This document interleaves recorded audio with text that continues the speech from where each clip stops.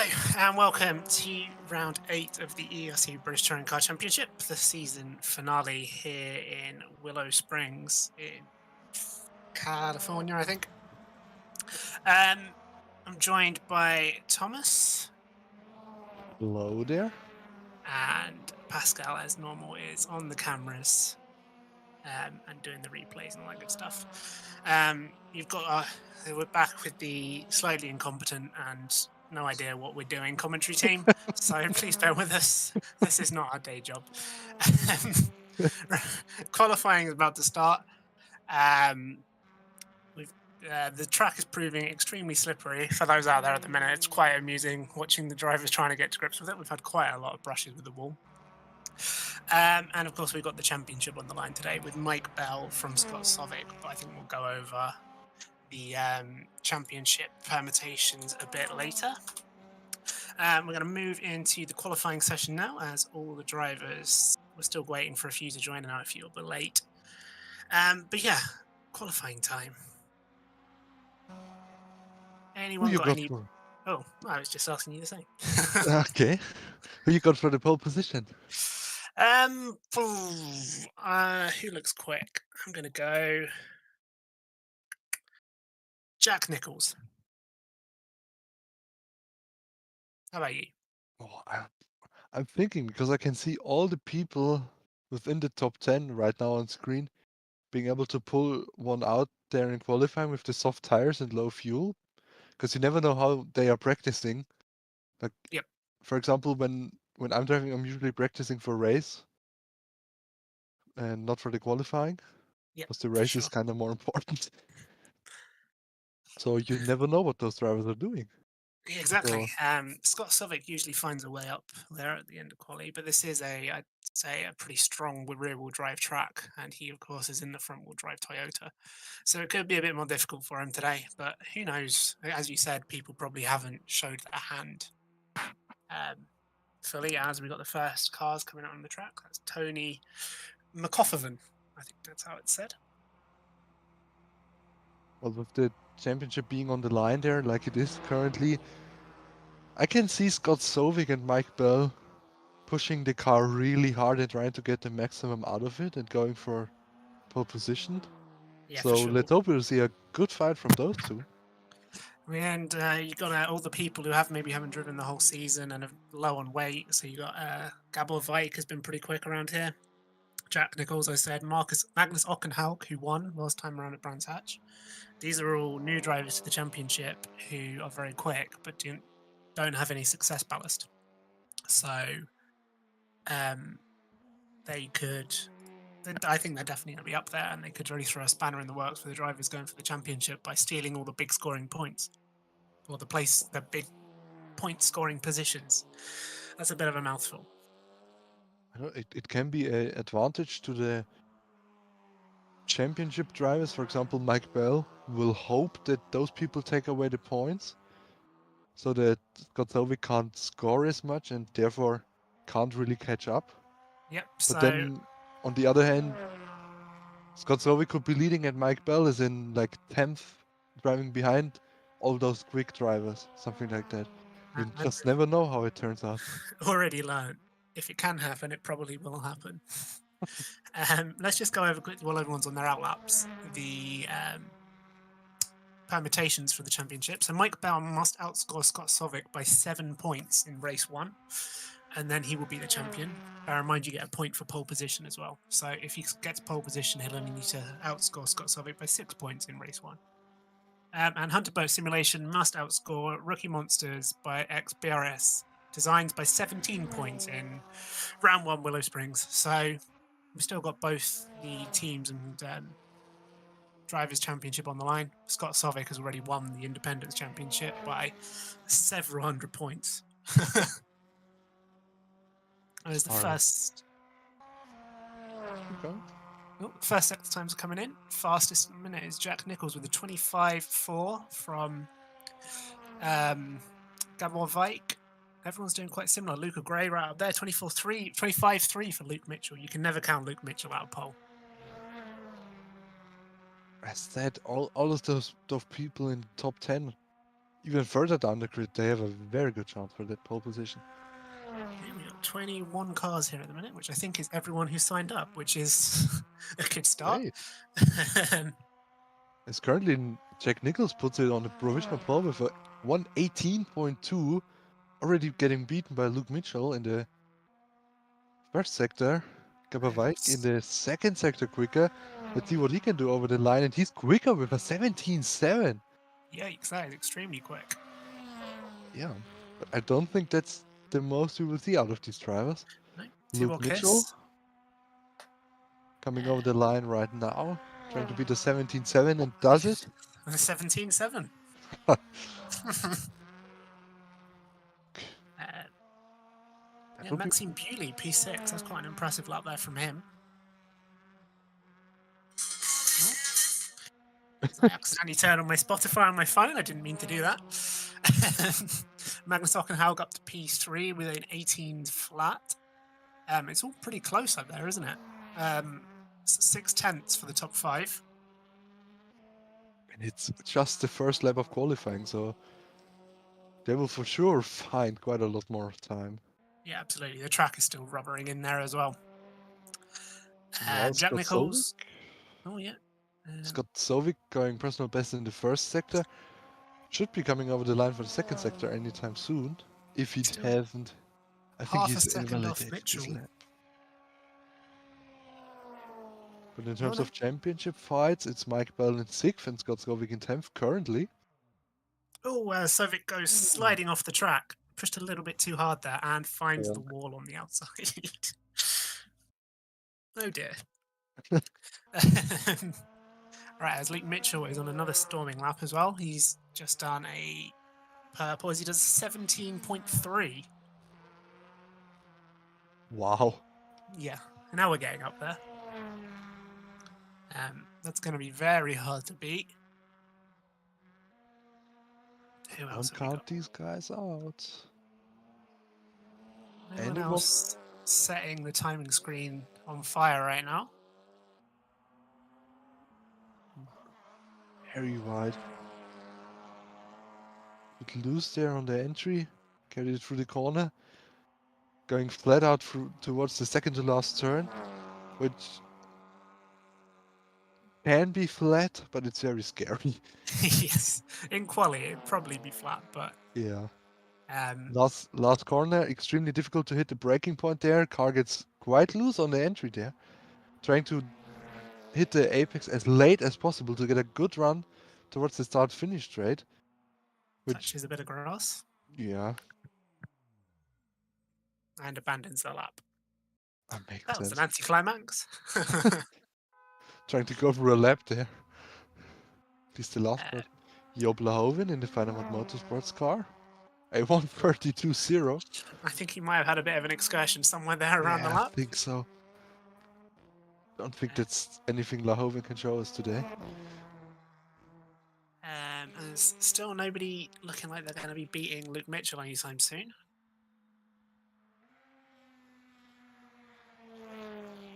Oh, Oliver Hargitay with the fastest first sector, 25.2. Interesting. 2/10 faster almost than Mitchell managed. Here he is on the screen. Bit of a slide there. As we come down through this, it's quite a tricky complex. You can see the car sliding all over the place. Very easy to lose the car there. It's going down the hill. Is he still pushing? He is, isn't he? It's quite hard to tell from this angle because there's no reference points around the car. Into second to last corner. And he's lost a bit of time there. But let's see what he can do in the last corner. Sideways. Ooh, quite a bit loose there. Quite tidy on the inside though as he comes up to cross the line. What's it going to be for Oliver Hargitay? See? Seems to be a 17.8, which puts him third. He lost all that time in the last sector, in the middle sector, sorry. Purple first and third sector, but down in the second sector. As Vike goes purple in the middle sector. Now going on the last corner of this track. Late apex. Let the car run wide on exit, and he hits it perfectly, the exit there. Let's see what it's going to be. Say 117.2. Wow. Do you think we will see these drivers in the 16s today? The track definitely seems to keep improving, doesn't it? Maxime Bouillon just starting his lap. Maybe we can go on board with him through the whole lap to see this track. I have got a map somewhere. So we can go through the corner names. That's currently the second turn of the track, 450-inch radius corner. That's a catchy name. Left-hander into this right-hander, very tight there. As you need to spot the braking point somewhere, and then just hope the car doesn't oversteer or understeer at any moment. This middle section is very tricky to get right. This right-hand corner flat, now going on the back straight towards the second to last corner, which I think is a 900-inch radius corner. Should be flat. Maybe it isn't if you want to position your car right for the last corner. Tiny there on the brakes. Going to the last corner, very late apex, as you just see here, perfectly executed by Maxime Bouillon. Going down to the line. Let's see if he can improve his time there. 19.1. Which isn't an improvement. No, it was quite a tidy lap, but not. Yeah, the top 7 are all the rear-wheel drive cars, so it's definitely a rear-wheel drive circuit. Oh, interesting. But will they be able to keep their performance throughout the races? It's quite difficult to keep the rear tires from not spinning in any way. Yeah, I think So as the they might have rears, quite a bit of tire wear. especially as the rears wear, and with the high-speed corners on this track, you could really find yourself losing traction quite easily and going spearing off into the wall, as we've seen a lot in the practice session already. I don't even see that as the biggest factor, but most likely the tire wear coming onto those rear tires, which makes it Yep. more and more difficult to keep the traction up through the acceleration zones. Which might give the front-wheel drive cars quite a bit of advantage towards the end of the race. If they don't wear down the front tires, like always. There's some very long corners around here as well on that, as I think Jack Nicholls improves up to P5.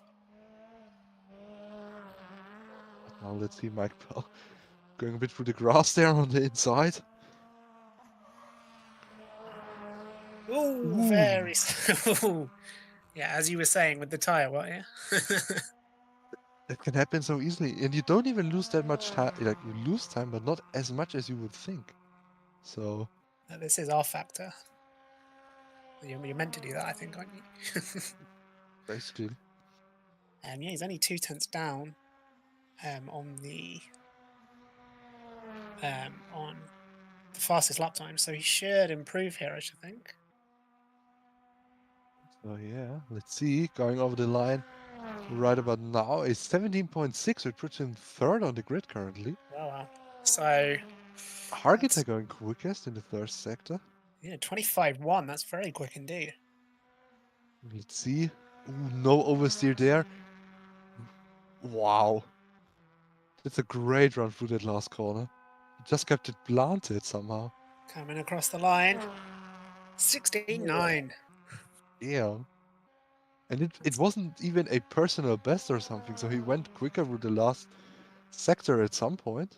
So he has quite a bit of pace still left in.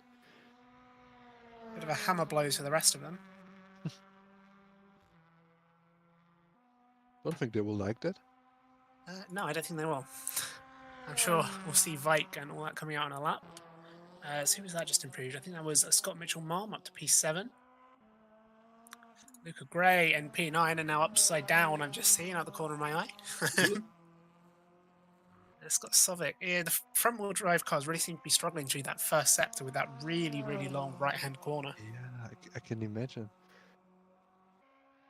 Because the second you step on the throttle, you just understeer into the distance. Exactly, yeah.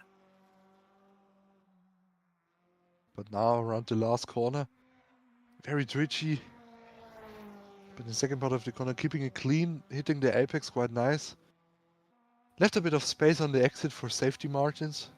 Yeah, as he comes across the line, it's going to be an improvement. P9.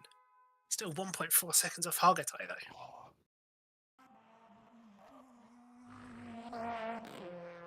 As this is Louis Hesketh in the Ford Focus. Currently, where is he? He's P15 at the minute, but it looks like he's improving on his lap. Is he going to come across the second sector line? Yeah, it looks pretty on it. Looking to go into the top 10, or judging by his sector times there. Bit of a wobble on the brakes. And a bit wide in the last corner. He didn't really hit the apex there. As he's going to come down and go across the line. What's it going to be for Louis Hesketh? 119.3, which... He improved, did he? Did No. He improved his time, but not his position. Oh, that's annoying for him. Got Jeffrey Ellis down there in P14 as well. One of the others who's still mathematically in contention for the championship, but only just. So there's a chance still. So you also see Ockenhart going into the 4th position there. This could have been rear Morea BMW. Very tidy lap from him. Obviously won Brands Hatch with a very, very impressive overtake around the outside of 3 cars at the same time. What did I miss? Oh, yeah. you Should have commentated.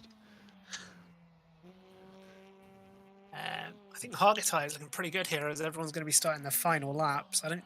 No one's on a purple time at the minute, which means they're only going to have one more go if they want to try and get ahead of him. I don't see anyone beating that time. Just extremely quick from the 1:75. Mitchell is on a lap right now, but it's not faster than Hargitay.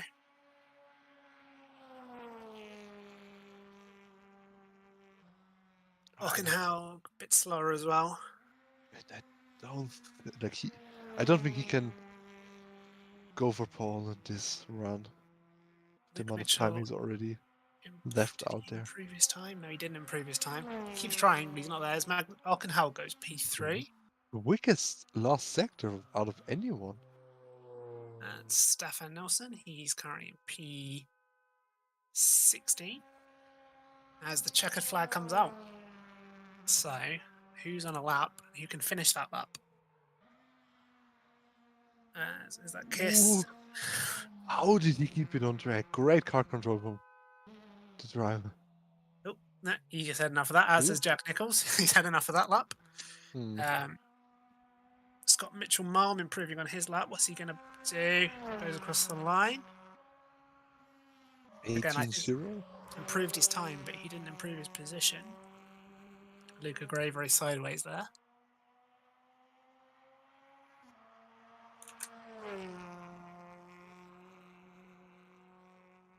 By the way, I just noticed the reigning champion. I think it's not in the field. He has got no internet today. Ah. He said he's going to try and set it up when he gets back from work and join us later. Hopefully, as Luca Gray will not improve his lap time. Let's put it that way. So I think that's it then, isn't it? Looks like it, yeah. I think that's the current grid that you're having.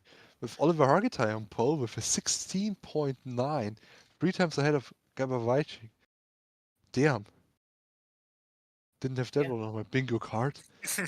Followed by Magnus Ockenhag in 3rd place, Luke Mitchell 4th, Tibor Kiss 5th, Mike Bell, the current championship leader, in 6th, putting it ahead of his championship rival there for now. Jack Nichols in 7th, Scott Mitchell-Malm in 8th, Scott Stovic, P2 in the championship, in P9, so already putting himself on the back foot there, with Luca Gray in 10th.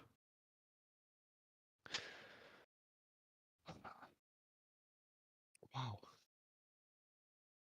I'll take over. We've got Tony McCoffervan in P11, Maxime Bewley in P12, Jeffrey Ellis, the other championship contender, in P13, David Zanini, P14, Louis Hesketh in P15, Kevin Reaches, P16, Stefan Nelson, P17, Thomas Savigny, 18th, Joop Lahoven, 19th, Frederick Lahon in 20th, and Andy Horton didn't set a lap time.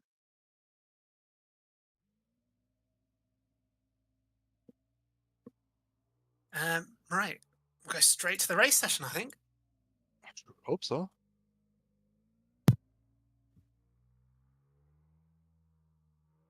The Tito Star has put on quite a bit of show for us today. Yep.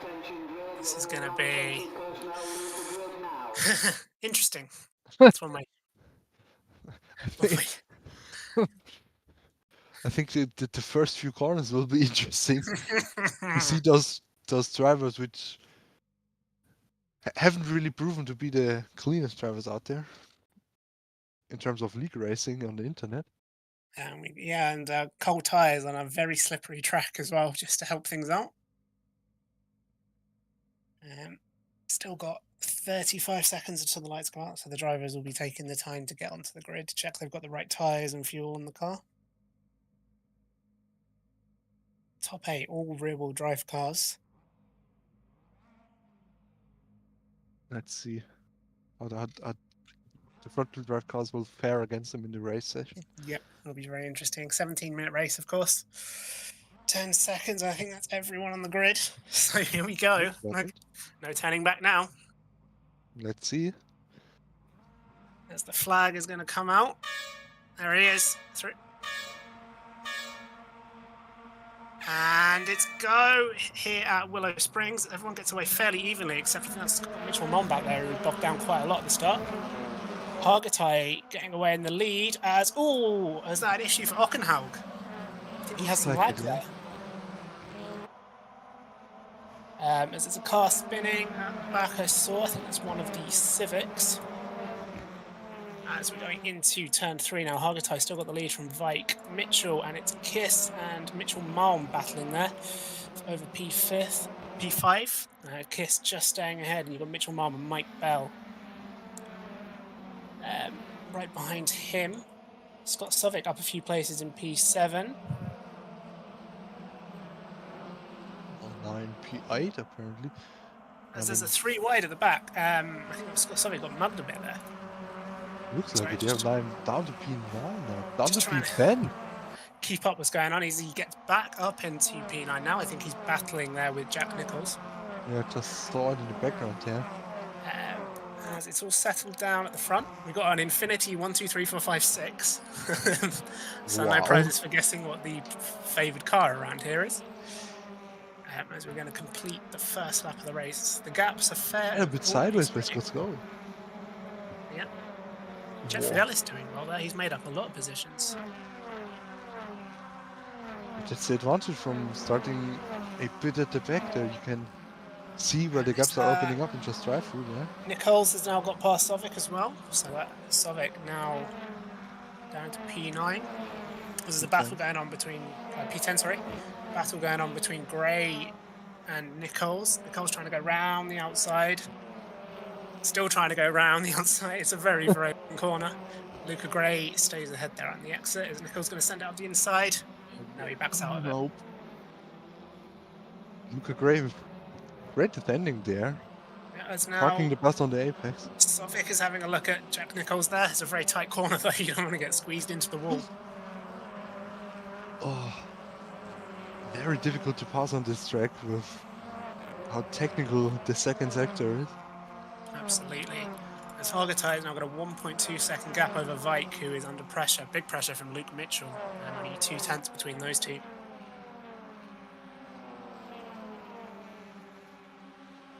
Ooh, okay, catch your breath. Quite an interesting race start there. It was very and not a lot happening in terms of collisions, only Ockenhaug who got caught up in a little incident there. Ockenhaug lagged a little bit. It looked like he had a screen freeze. Yeah. They've got a yellow flag in sector 3. Looking at the timing screen, I think that's Lahon that's gone off at the last corner. There's Luke Mitchell all over the back of Gabor Vike. There's not a huge amount of overtaking opportunities around this track, really, is there? Really, but coming down to this corner, you can try to go down the inside like Luke Mitchell just showed us there. But very difficult to make that pass stick with the next corner going the other direction. Vike going a bit wide through the whole complex. He's really offline there. Let's put maybe Mitchell can get a better run onto this straight that's coming up. As you see, he's taking the tighter line to try and prepare himself for the downhill stretch. He'll tuck into the slipstream. With both cars being from the same manufacturer, having the same engine and Whoa, stuff. there's a spin. That's Jack Nichols getting Getting spun spun. around by, was that Jeffrey Ellis? Looks like it, yeah. The rookie monster's car trying to get up the field as quickly as possible to let the last hope of winning the championship. Oh, that's Mitchell Mum going wide out the last corner. Jack Nichols has rejoined the race, but down in P15, so that's spoiled his march a little bit. Mitchell trying to go around the inside, up the inside of Gabriel Vike, who again goes pretty wide, but it's working out for him because he's getting the better exit off the corners. Yeah, but now it's just such a long corner where you just have to stick behind the car and hope the car ahead doesn't. Oh, he's got an overlap now. Is he going to get ahead? No, Vike's still got him. Side As by Mitchell side. go around the outside. Oh, he defends it. Ooh, quite a bit of oversteer there out of the exit of the corner, which allowed Luke Mitchell to just send it down the inside there. Very nice move. As you've also got Mitchell Malm on Vike's teammate there, so that's him trying to overtake Tibor Kiss for P4. As Nelson has retired from the race. At least he remembered to go on the grid. It's a good start. Right, who have we got here? This is Sovic trying to overtake Luca Gray there. Jack Nichols already making positions back up as he passes Veaches and McCoffervan.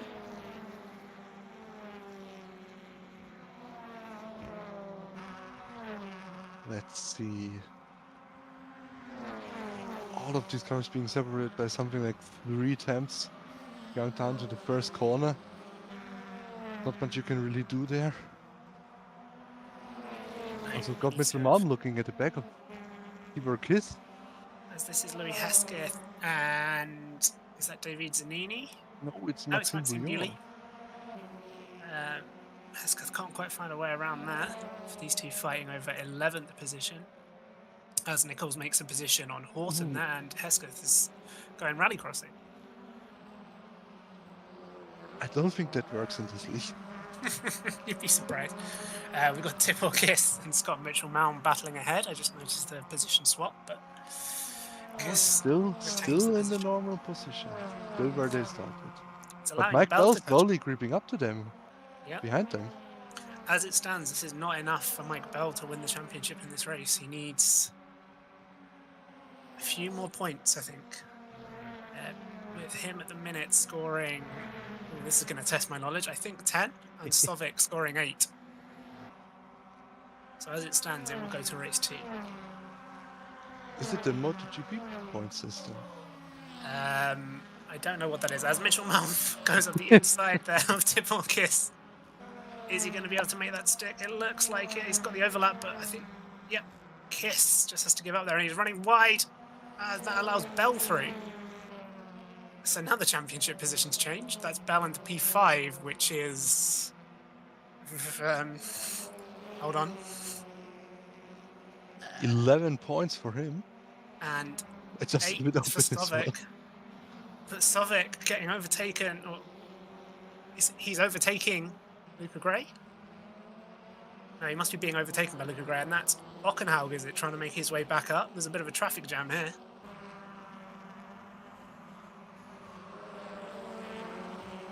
So Ockenhaug gives Gray a friendly little tap of the rear. Mitchell is actually starting to close in on Hargitay for the race lead.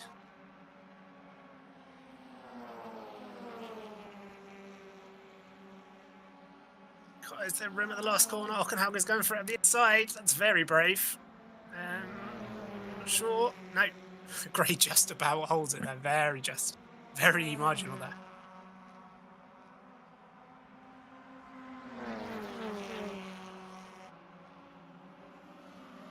As these four cross the line, Mitchell continuing to catch Hargitay by a fair amount. He was 0.3 of a second quicker on the last lap.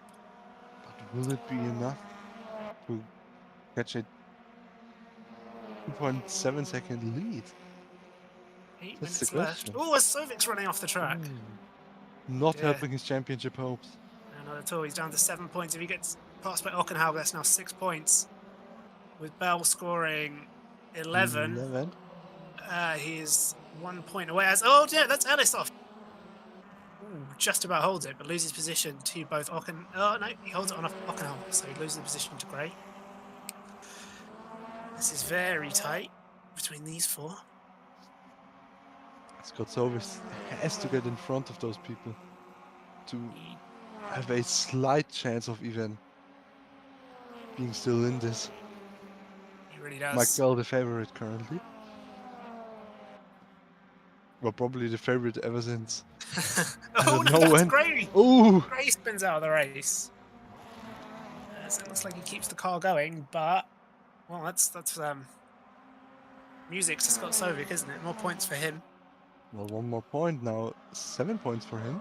Yep, 7 for him, 11 Opposed for to- Bell. That's a 4-point swing. 3 point too little. Yep. For It's not Bell. over yet though. Ockenhauer going for the inside on Ellis. I think he's going to make that stick, isn't he? He's got so much more speed in that rear-wheel drive BMW. Would be surprising if not. Luca Gray rejoins the race in P13, just behind Jack Nichols, who's still on his recovery drive. Ooh, massive slide from Ockenhauer. Tibor Kiss fighting with Mike Bell there for the 5th position.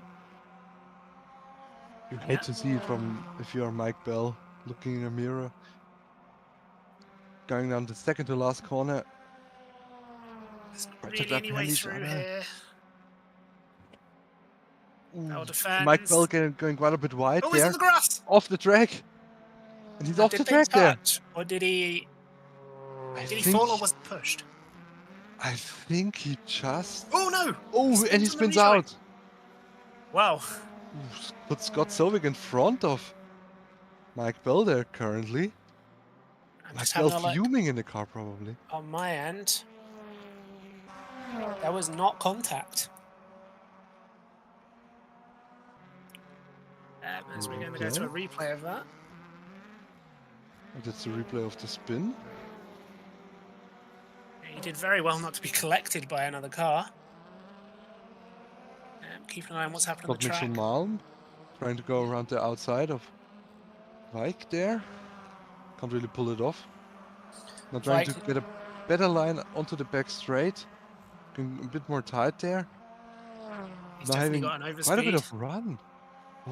Vike there going for the 3rd position in the podium. Vike squeezing him a little bit, but I think Mitchell Malm's got the inside. Yeah, he has. It's not really a part of the track you want to be doing this, but let's see who can rake the latest. I think it's going to be Mitchell Malm. Yes, it Vike is. runs wide, but can Vike get a better exit and get back alongside? I think he's got a good run out of the last corner, but Mitchell Malm putting his car exactly where he has to. Hugging the inside. As Lahoven is also DNF from the race. I think he's going to hold it around the inside now. I think Vike so. is going to try and get the cut back, but he doesn't quite manage it. So that's Mitchell Malm up to P3. Two of the 2 Mitchell brothers on the podium together. Gutting for Vike though, having qualified so well. His race pace just doesn't seem to be quite there. He's still going for it though. On Mitchell Malm. Let's see.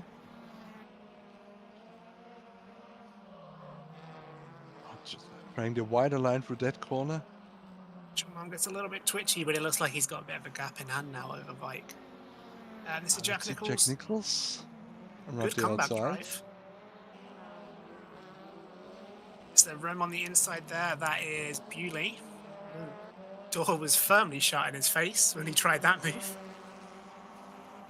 Nichols could probably get up to Scott Sovic here if he can clear up Bewley quite quickly. As he's got the run on the outside. Although he hasn't quite, as he swaps to the inside. Going into the last 2 corners here. Is he going to send it up the inside of the last corner? I think he is. Can he get it slowed down? He can. And that is Nichols past Bewley, as that is Hesketh getting off the track in the background. Also Jack Nichols going a bit off track there. Yep. The 71 trying to take advantage of it now around the outside of the Get on the first corner. inside, yeah, later on the brakes on the inside. Can Bewley cut back? Yes, he No, can. I think Not really. Nichols has just about got it going into turn 3. Scott Sovic up to P. Oh, no, he's still in P8. Sorry, I'm getting confused. Well, currently that's 8 points for Sovic and Where is 5 Bell? points P11. for Bell, so a 3-point swing in favor of Sovic. Yeah, it's the right way, isn't it? If he can get past Ellis, which Ooh. he nearly did. But he He's has got- to get past Ellis there as quickly as he can to be able to keep Jack Nicklaus behind there. yeah. Jack Mike Nicklaus Bell is catching up quite quick. Mike Bell's quite a way behind Bewley. It's 7 seconds and 2.5 minutes, and that would be a big challenge for him to catch up that gap. As the gaps in front are all pretty stretched now. There's no cars really too close. There's another yellow flag out on the track. It's quickly gone, luckily. Yep, can't see who that was. Now Scott Sovic. Luca Gray, meanwhile, fighting with Louis Hesketh, going down the inside of the last corner, thinking better of it. It ran a bit wide there, didn't he, Luca Gray? Outbraked himself. Sovic still trying to find his way past Ellis. This has a bit of comedic thing here, those two. But yeah, as you said, they need to sort this out quickly because Jack Nicholls is now right with them in the much faster car. Just checking the standings. So with... Oh, can Sovic go around the outside? No, he can't. He cannot find a way through.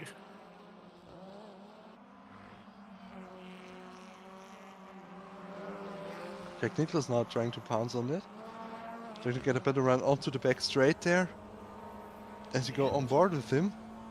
With the last section, trying to catch up in the draft. Going to do down to the second of last one. No, he isn't. Sovic in the slipstream of Ellis. He's going to try and get the up and under. He's going for a tighter line. But he sort of hesitates there, and that's going to let Nicholls in. Ooh! What are those two doing? Bit of a squeeze. Oh, dear. And nearly into the pit entry wall. Oh, that was very aggressive from Alice. Very, very aggressive. But that's just allowed Nicholls past both of them. Oh, that's not very smart of those two. No, yeah, I don't know why such the aggressive move from Ellis there. That wasn't really... Sovic definitely had the overlap, so he would have been entitled to a bit of space around the outside. So currently Sovic scoring 7 points. And Bell scoring 5 points. So the gap... Point swing. 35 points with 44 points still left up for grabs. 44. Because you get the bonus points for leading a lap and fastest lap. Okay. That is it. That is the... There's Hargitay's crossed the line. Yeah, sorry. That snuck up on me a bit there. So Oliver Hargitay wins race 1. Luke Mitchell in P2. Scott Mitchell 1, P3, just ahead of Gabor Vike and Thibaut Kiss. Magnus Ockenhaug, after crashing at the first corner, fights his way back up to 6. Same with Jack Nicholls having a spin earlier on. He's going to be P7. Jeffrey Ellis and Scott Sovic, probably not going to be too happy with each other, but they cross the line in P7 and P8. It's Bewley in P9. Mike Bell actually in P10. No, he is in 11th. Sorry. The screen I'm looking at is wrong. So Mike Bell 11th. So the championship does go to the next race. Andy Horton, P12. Luca Gray, 13th. Louis Hesketh, 14th. Thomas Savigny in 16th. David Zanini, 17th. Kevin Veaches will finish in 18th. And the non-finishers were Joop Lahoven, Stefan Nilsson, and Frederick Lahon. As we get the replays. Let's see the crucial moment of the race. Yeah. Okay, so this is the lights out as we go there. That's a nice window in the corner. Oh, as Ockenhaug, yeah, I think he just got a bit of lag there and got bumped from the car behind. He must have got quite a lot of damage from that. So lucky he was able to rejoin and finish in P6. Oh, but what happened to the rookie monsters car there? I think we missed that completely. Yeah, he lost it on his own. But they both nearly lost it on. He lost it on his own, and then he was tapped. Unfortunate for him. But he still finished in P12, so not bad. You got David Zanini dipping a wheel on the grass, and it's a big crash. But again, he still finished P17 in the race. This is Lohon. I think this is how he DNF'd. Let's see. Sliding wide there and going head on into the wall. Luckily, this is a simulator and not the real thing. So this is Nichols and Ellis. It looked like maybe Nichols moved over on him a bit there. Quite hard to tell from that angle. But Nichols was able to recover and finished in P7 in the end. Jeffrey Ellis doing quite a bit of interesting racing tactics today. He definitely went out there and chose violence. Yeah, probably. That's Savigny going for a spin. I've just seen in the Discord channel the front-wheel drive cars had 36% left on their front tyres at the end of that race. That is McCoffervan going off the track. No real harm done except a position lost there to, I think that was Nichols. This is Luca Gray going off again. Just went wide at that second to last corner, dipped a wheel. That's all for that. This is Bell and Kiss. So yeah, Kiss. There was no Kiss from Kiss. Oh. But lucky to keep it out of the wall. And then too much throttle on the rejoin. Oh, he already lost it on the gravel there. At first I thought he would lose it at the where you come back on the asphalt. Yep. But he already lost it on the gravel. Very unfortunate. And that's Luca Gray going off again as I think the session is moving on, so we're going to lose the replays now. Right, thoughts on that race? Had a good race actually. Without Jeffrey Ellis it would have been clean. But you also made it quite a bit interesting there. I'm sure that will get reported at the end, that little squeeze he put on Sovic. Nearly putting Sovic into the pit wall. That would have been a colossal accident if he had actually hit the pit wall there. As the server is just restarting. Let's see. Can I go directly into the race then? No, server has to be restarted, so we get the same real road as we had in the previous race, unfortunately. So, otherwise, we'll be sending them out in race 2 with a completely green track surface, which cannot be advised. I don't see a problem for us commentators. No, I'm quite comfortable. Looking into the Discord channel, this track doesn't really seem to be the driver's favorite that we've ever had on this league.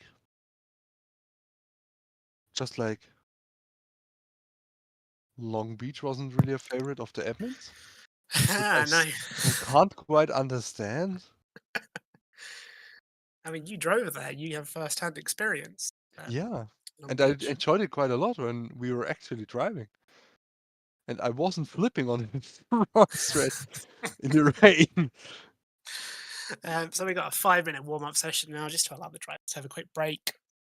The success ballast from the first race will be set, so obviously Hargatai will have the most, down to whoever finished in P10. Let's see. I can't actually find that out. So it's Hargatai with 75 kilos, down to Maxime Bewley, who will have 9 kilos in P10.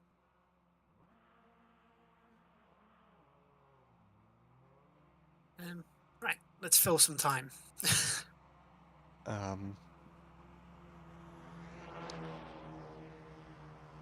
How's the team championship situation with? Oh yeah, I completely Birch getting the one, because I think we might just have seen them get team champions. Yeah, not mention it. I think Ed's in the YouTube chat there. Sorry, Ed. I was too hung up on the drivers' championship. Yeah, 1-2 for Hunter Birch there, and Ellis was P7, I think. So Yeah, I think that's quite easy for Hunter Birch to be our season 3 team champions. So congratulations to Ed and to Josh, who are both unfortunately busy, so couldn't be here to commentate today.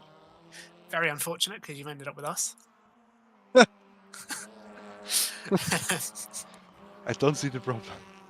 It's only 5 people currently. And I think part of that is because of us. Hello. 5 people, and probably 4 of them is actually drivers who just have the stream open for some reason. Yeah, and I've got the stream open so I can read the chat, so that's another one. Okay, and I currently have it open as well. Yep. So hello us. Yeah. Um, And one of them is Ed Hunter. So 3 with 6 people now. 6 people. We got a 20% increase in people. PewDiePie, watch out. We're coming for you.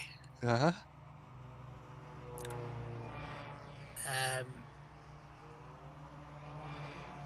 That's right.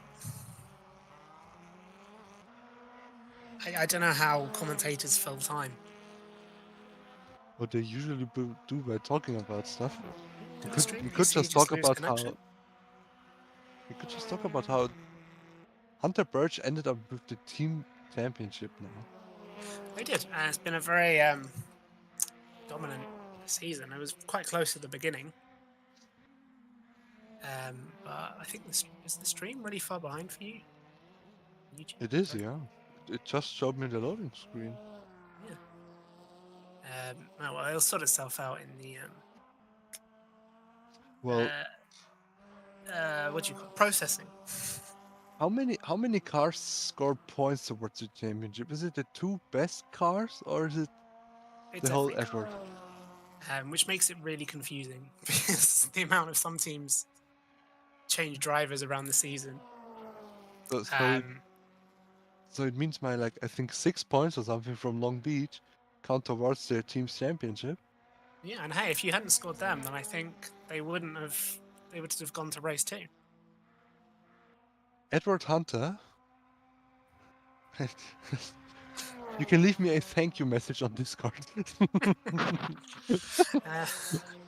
Yeah, it does look like the stream is a little bit behind. Hmm. I think it's buffering a little bit, but it will sort itself out in the processing stage. Right, I'm just going to mute myself while I set the grid because you don't need to hear me typing, so I'll be back in a couple of minutes.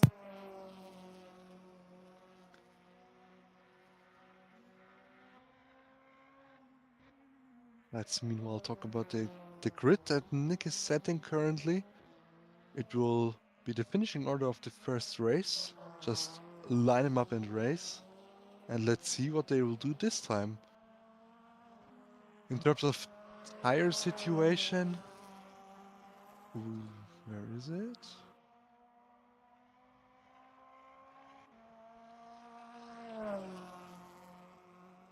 Quite a lot of people actually having to use the tire in race 2. That's Jeffrey Ellis, Davide Zanini, Wyke, Hesketh, McOvoven, Savagny. Actually, Oliver Hargitire will use the soft tire in race 2. Which means, as dominant as he has been so far this race, he might just dominate the second one as well there. With the soft tires at hand. Stefan Nielsen and Lahoven rounding out the soft tire runners for this race. Okay, we got the grid set. And the ballast set. But yeah, as you just said, a lot of drivers opting to take the soft tire in race 2. Some of them don't have a choice because you only get a limit of how many tire in each race throughout the season. So some of them had run out of allocations for the one they wanted to use. But we've had our 5 minutes of warm-up session, so let's move to the... So let's see. As said, the starting grid will be the results from race 1. Putting Hargitire on pole with soft tires. So... But 75 kilograms on his car. Oh, that's a very good point. But looking at the people behind him, look, Luke Mitchell on hard tires. Mitchell Malm using the hard tires. And I think Vike's the only one in the top 5, if I'm not mistaken, to use the soft tires as well. Yes, I think so. So This is about to get very interesting as we've got 25 seconds to go until the light goes out. So should we already pronounce Oliver Hargitay as the winner for this one? We'll see. We'll see how he handles the 75 kilos. That car is going to handle very differently how it did in race 1. Anyone in the top 10 can probably win this. Let's see. See if it's as clean as race 1 as the flag is going to come out. The siren sounds. And it's going to be lights go out for race 2 here at Willow Springs. Pretty even start there from everyone. Tibor Kiss getting away a little bit slowly. That's putting Jack Nichols alongside him. But he's come up against a wall of cars that he can't seem to really get through. As I've got a bit of lag there. So let me just catch up. There's a car sideways at the back. It's one of the... Is it Veach's maybe? Everyone else seems to get through fairly okay. And it is Hargitay in the lead still. From Mitchell Mom, who's made up a lot of positions on his brother, Luke Mitchell. Who is now under pressure from Gabor Vike a little bit, but he's going to hold the inside. As that's Ockenhau going up the inside of Tibor Kiss. Gets a little bit of a slapper on. That's a technical term. Mike Bell. It's about the same place. Oh no, as he gains a position there on Scott Sovic. It's very important. They're all still going crazy side by side. Scott Mitchell, Mal and Luke Mitchell side by side up at the front for P2. Oliver Hargitay doing a disappearing act like he did in race 1. Luke Mitchell couldn't make it stick, and he's now got Tibor Kiss right behind him, as well as Jack Nichols, as the Bollard doesn't make it past the end of lap 1. A lot of people running wide in the last corner there. There is. As now, that is Luke Mitchell has been passed by Vike and Nichols. He must have got a poor exit off of the last corner. Wasn't he the one running over the corner? He was, yeah. He was the one that took out both bollards. So he's learned that's not the best line for the next time he goes through. So it's currently Hargitay from Mitchell Mom, Gabor Vike, Jack Nichols, Luke Mitchell, and Jeffrey Ellis up to P6. So actually, it might be Jeffrey Ellis in this race who's putting the score onto Mike Bell. But I don't think Mike Bell will be too impressed by Jeffrey Ellis doing stuff currently. As you see, Scott Sovic has lost quite a bit of position. He has. He's in the middle of a battle there. There's 3 wide in the background. But I think he manages to hold on. He's, as we've got is that Luke Mitchell and Jack Nichols are battling there for P4. Sorry, there's so much going on. I have no idea what to mention. Luke Mitchell up back ahead of Jack Nichols. Jack Nichols is going to try and get the up and under and drag race down the start-finish line. Battle going on behind. That's Ockenhau, Bell, who have got ahead of Ellis. Ockenhau in the middle. Ellis around the outside. Is Bell going to make up all the positions? He's side by side with Ockenhau.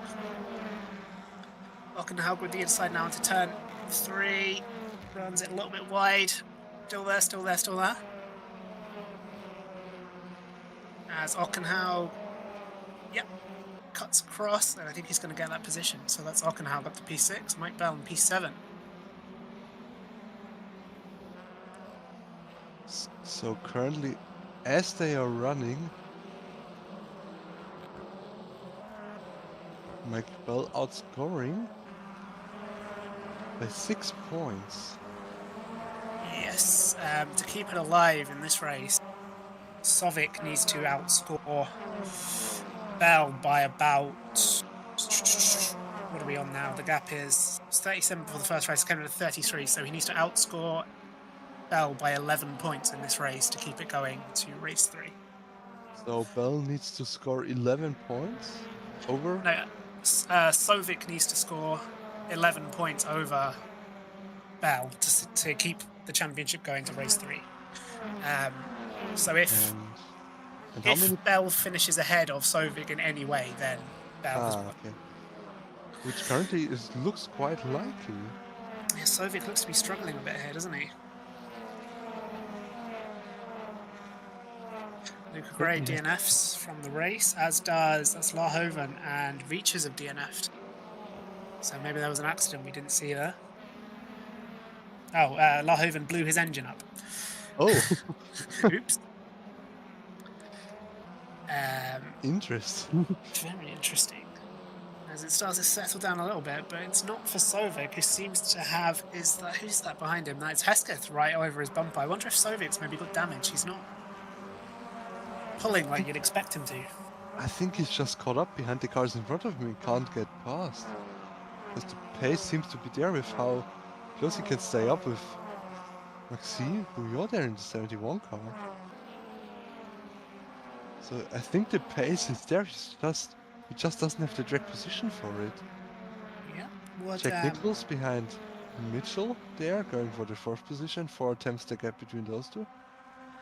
Very good friends, of course, Luke Mitchell and Jack Nicholls, but that is Mitchell trying to make a move on Gabor Vike there around the outside into turn 1. Wow, that was very... That's it. Wow. Yeah. Great move by Luke Mitchell around the outside of the first corner. As once again, with the top 6 are all infinities. Infinity and beyond, that's what they'll be saying. Yep. As we got some position swapping further back, that is Sovic and Bewley side by side on the timing screens. Also check Nicholls goes and race. Vike. And Nicholls goes around there. Nearly gets hit by Ockenhaug. Yeah, that's... Trying to rejoin. Ooh. Very dangerous rejoin. Would expect really a bit better from a guy like him. Yeah, it looked like Jack Nicholls just got onto the curb on the inside and he didn't go. It's the second time in 2 races he's been spun around, but at least that puts... He might be on the reverse grid pole now. Who knows? Let's see. Even I somehow managed that. Aber Vike with place, trying to catch up to Mike Bell, who's running 4th now. 3 times the gap. After that little rubbing incident back there with Nicholls, it looks like Vike has lost positions. So if there was any doubt on whether Bell was going to win the championship, that's gone. He's got the soft tyres in race 3 as well, just for good measure. Luca Gray, apparently DNFing out of not feeling really good after the game fired to him. Oh, we got a yellow in the back for that spinning forward. I think that was Hesketh there. Yeah, it looked like maybe a little lag spike. Difficult to tell from that far away. As Jack Nicholls is going for another recovery drive. Not sure that's what he wanted to be doing, but that is what he's ended up doing, unfortunately. Luke Mitchell and the 2 Mitchells fighting for the 2nd position to find out who's the better Mitchell. Well, they were the other way around in the first race, so we get a tie if it finishes like this, and then it's all fists out in the last race. Brotherly love. Interesting. Scott Sovic still stuck behind the 71 there. Just can't get past in any way. Yeah, it doesn't look like he's got great pace here, as that is Mitchell on Mitchell. Going on to go around the outside again. Didn't really work as well as it worked on Vike. At least you can try, right? Yeah. Ockenhaug being closely followed by Tibor Kiss. Ellis doing pretty well up there in P6. He must have the soft tyres, I think. I think he has, you know. As Mitchell trying to go around the outside. And again, it doesn't work, but Mitchell Malm goes a bit wide in the blue car. And now Luke Mitchell goes a bit wide in the green car. As Ockenhaug has crashed in the background. Ow. This is the question we'll ask. We'll find out in the replay after the race. Well, let's see if I could just. Oh, he got lag by the looks of things. It's unfortunate for him. Luke Mitchell now losing a bit of time against the other Mitchell. Scott Sovic, 1 time behind, going down towards the last corner of the track. Can he do anything here? And no, he can't. Car very twitchy. As the Mitchells are next to each other again for P2 up the road. That's Scott Mitchell on the inside, Luke Mitchell on the outside. Oh, Luke Mitchell going wide. He's going to get on the ground. No, he keeps on. And here comes Mike Bell. Mike Bell. Trying to pounce on the opportunity, going down the inside. That was a little bit of close. touching there. Ed will be closing his eyes and watching from behind the sofa. I think that's... I think he's team championship. I don't think he will, like, really care too much. Yep, so that's Mike Bell through on Luke Mitchell. Can Mike Bell get Scott Mitchell Mount? Well, it's Mike Bell at the end of the day. Yep. He will just ring that bell and get past. Hargatai, who we haven't mentioned, is nearly 10 seconds down the road. Yeah, just pulling away with those soft tires. Yellow in sector 1. So Louis Hesketh is DNF from the race as well. Wonder if he had something to do with that. Might have. It's nearly guaranteed points for anyone. It is, yeah. Just finish the race and you'll get some points. Lovely jubbly. Yeah. We've now got Scott Sovic in the background. Has got Luke Mitchell for company. Not Luke Mitchell, Jack Nichols. Sorry, I'm getting very confused. That's Bell past Mitchell Malm there. For P2. As Jack Nichols does get past Scott Sovic, so that is compounding Scott Sovic's day, really. It's not going too well for him right now. Not really, no. Mike Bell currently running in the 2nd position, so... Could we end up with a Hunter Birch 1-2-3 here? Oh, no! Mike Bell runs late. Mike Bell tried to... I think he heard what we just said and was like, nah. That wasn't in the script, Mike. Come on. He's winning the championship regardless. Yeah. Jack Nichols very close behind that other infinity of Vike. How did Vike end up in 9th position, by the way? I'm not sure. I must have gone from spin, maybe. Oh, a little bit of rub in there. I think it was Vike who Nichols spun round on initially, so no love lost between those two as Nichols sweeps through. As that's Vike on the dirt. And I think he will get a special meeting with the barrier there. We just saw it in the background. Yep. He rejoins the track as the front. So it's the 2 Rookie Monsters cars of Ellis and McCoffervan. Are really going at it, trying to hold off Tibor Kiss there. Jack Nichols going past Maxime Bewley. It looks like in the background. Yep, he's through. Mike Bell down the inside of his teammate, going for the last podium position.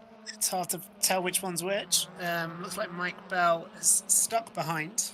Oops. The 2 green cars. The 20 and the 25, so you can't even see a big difference on the number plate. You got 2 identical cars and 2 people with identical names. Just EERC, everyone. Just wait until the reading game Orica just pulls up somewhere. It will still finish at the back. Yes. Behind the 23 cars, because that's what we will be doing. Still Bell and Mitchell. This battling is allowing Scott Mitchell to get a little bit further up the road, and Scott Sovic is still stuck behind Maxime Bewley. Mike Bell, 1/10. Locking up towards the inside. 13 seconds the gap up front for Hargatai, as that is Sovic trying to go around through the inside of Bewley. But again, he just doesn't quite have the pace on Bewley, does he? Not really, no. Has Bewley got the soft tyres? Oh, as he's going up the inside now. Has he got a bit of an overlap? He has. He Twitch in the certainly middle of the has. corner. Let's see. Bewley's going to be hung out to dry on the outside. Currently paused as we were Yeah, talking, he and has got. he has cleared him. Well, that's been a very long time coming for Scott Sovic, but I'm sure he'll be very glad to not be looking at the back of that Cooper anymore. Understandable. As that's Nilsson up into P12. He's having a great race. We've got a little gang of Cupras there with Bewley, Zanini, and Nilsson. Hargitay with the fastest lap as well, so that's another bonus point for him. Just in case anyone thought they had a chance of beating Hunter Birch in the team's championship, they're about to nearly score the maximum amount of points you can score in a race. As that is Bell now on the outside of Mitchell going into turn 1. Can he do what Mitchell did and go around the outside all the way? No, they're still side by side. But with Bell on the inside for turn 2, turn 3. I can't remember how the corners are numbered here. Yeah, that's Bell through, unless Mitchell can get better exit and get on the inside bit. Doesn't look like he can. So that's Bell up to P3. Only a minute left of this race, so this will be the second to last lap. It was Bell goes wide again, allowing Mitchell to get a bit of an overlap, but he manages to hold the position this time. Phew. Meanwhile, Mitchell seeing all that happen in his rearview mirror, hoping that they keep doing what they're doing. Maybe if the two Hunter Birch cars would figure it out, they could, one after the other, attack the car in front. Yeah, but it doesn't look like they've talked about that very much. I don't think so. Oh, as Bell now gets on the inside of Scott Mitchell. Interesting. He's definitely got beef with this family, isn't he? As their nose to tail coming across the line to start what I think is the last lap, unless going nearly 3 wide into turn 1. Everyone locking up there. Everyone locking up. Mike fell very close to Mitchell Malm still. Can he go around Around the outside of the second turn. Just goes on forever. As Luke Mitchell's now going to get a bit of an overlap. Oh, as they tap. Don't hit your teammate. And they all get through, just about. Mike Bell, still trying. Ooh, was a bit of a snap there for Luke Mitchell. Scott Mitchell doesn't seem too confident through this middle sector of the lap. They catch him up quite easily through the middle sector. But then he pulls away again in the first sector. Is Hargitay? Are we going to get another lap here? I don't think. Ooh, might. Hargitay is coming round the last corner. No, I don't think we will. No, it's over. It's over. So that's Oliver Hargitay. Hargitay coming over the line to take race win in the second race at Willow Springs. Mitchell Malm, Mike Bell. Luke Mitchell still going at it. We'll see which one of these three cross the line. Looks like it. Ooh, very close between Mike Bell. Drag race towards the line. It's Mike Bell in second. Wow. 1-2 for Hunter Birch and Mike Bell. You are the drivers' champion in the EERC BTCC Championship. Du bist Weltmeister. Basically, yeah. Wow. What a race between those top 3. That was incredibly close. Sorry to anyone living near Ed. He's probably jumping up and down now. Edward Hunter, enjoying this one. You're champion in both categories. So it's Oliver Hargitay winning race 2, as he did in race 1, from Mike Bell, who just pips Scott Mitchell-Malm across the line. Luke Mitchell, P4, and then it's the 2 Rookie Monsters cars of Jeffrey Ellis and Tony McCoffervan. T-Will Kiss in P8, followed by Jack Nichols on another recovery drive, P8. Scott Sovic, P9, unfortunately not quite enough to keep the championship going to round 3. And Maxime Bewley in P10. David Zanini, P11. Stefan Nilsson, good race in P12. Magnus Ockenhaug, after that lag earlier on, P13. Gabor Veit, P14. And Andy Horton on the last points in P15. Thomas Savigny, the last finisher, in P16. Louis Hesketh, Frederick Lahon, Luca Gray, and Joop Lahoven all DNFing. And Kevin Reaches as well. Didn't mean to forget about it. As we go for the replays. So let's see what has happened in this race. Thomas It's going to be a Savani in the long pits. race. That's important. Maybe the replays. Ah, there we go. Oh, That was there it is. something new. Oh my god, quite a bit of contact happening Oh, there in the yeah. first corner. Find out So- what car I see getting caught up there. Savani in the Fiesta. Savigny Vikas in the lost it. Scuderia Maria BMW. Yep. Unfortunate for Reaches there, he would look like a bit of an innocent party. This is Ockenhau. How he hit the inside on the dirt, and very well kept. Very well kept indeed. This is Luca Gray on. Who is that? Is that Zanini? Again on the grass. Cut down the main straight. He's got. Oh no, that was it. Okay. This is Hesketh getting on the dirt. A bit of lag, and around he goes. This is Ockenhaug. I think this is when he had his lag. So yeah, he lags and gets hit by a T-ball kiss there. That's very unfortunate. Very unfortunate. Gabor Vike and he locked up on the dirt, and once you're on the dirt, that's all. Nothing you can do. Let's see.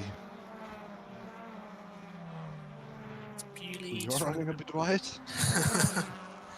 Which allowed Jack Nichols through there. Scott Solvik. What has happened to him? Ooh. Running. Oh, got a bit of lag there. Yeah, a bit of lag. Just a bit of lag. Doesn't really seem to have lost anything from that, just a bit of lag. This is Veaches. Ooh. Oh, and that's the end of the replays. Our factor has decided we've seen enough. So it's that time. It's spinny wheel time. We decide Ooh. the destiny of the reverse grid race. Oh. I remember watching that very closely at Long Beach and finding out that I'd be on pole.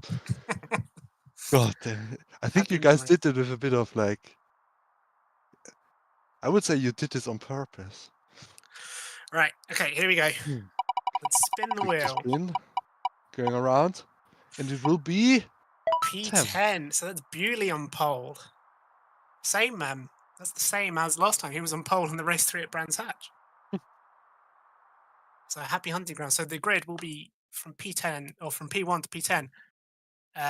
Bewley, Sovic, Nichols, Kiss, McCoffervan, Ellis, Mitchell, Malm, Bell, and Hargadai. And then Zanini, Nilsson, Ockenhaug, Vike, Horton, Savigny, Hesketh, Lahon, Gray, Lahoven, and Veaches. Looks like we've lost a few people who won't be coming back for.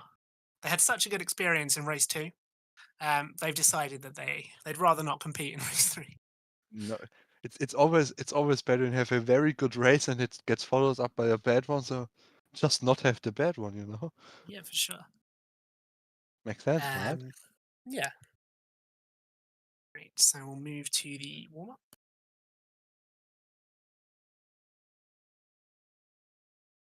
Well, we've got another 5 minutes. We're making very good time today. Nothing's gone wrong for once. No red flag yet. Yet.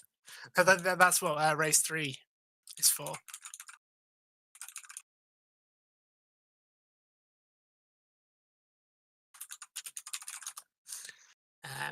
As Bewley finds out that he'll be on pole for the second 3.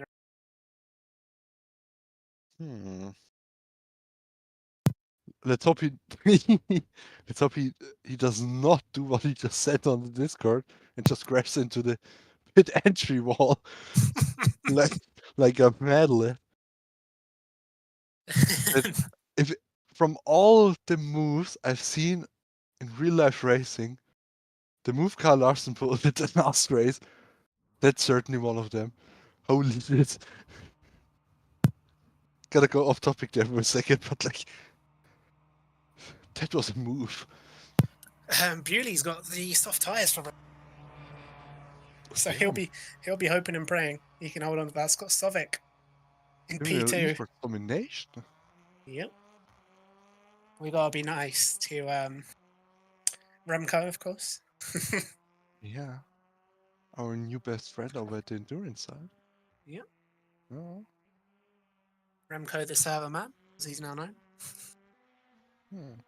Let's go through the tire allocation for race Sure. Well, 3. you do that, and I'll type away on my keyboard on mute, so no one is deafened. So I'll be back in a minute.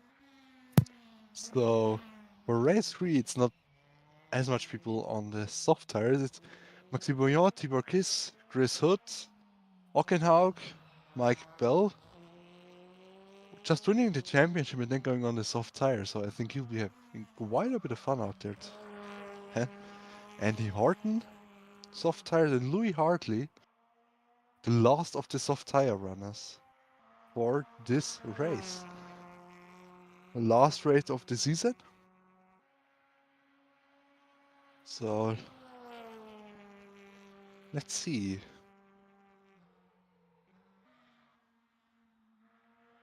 There's been quite a bit of stuff happening throughout the season. Quite a lot of Hunter Birch domination parts of it. I think there's like the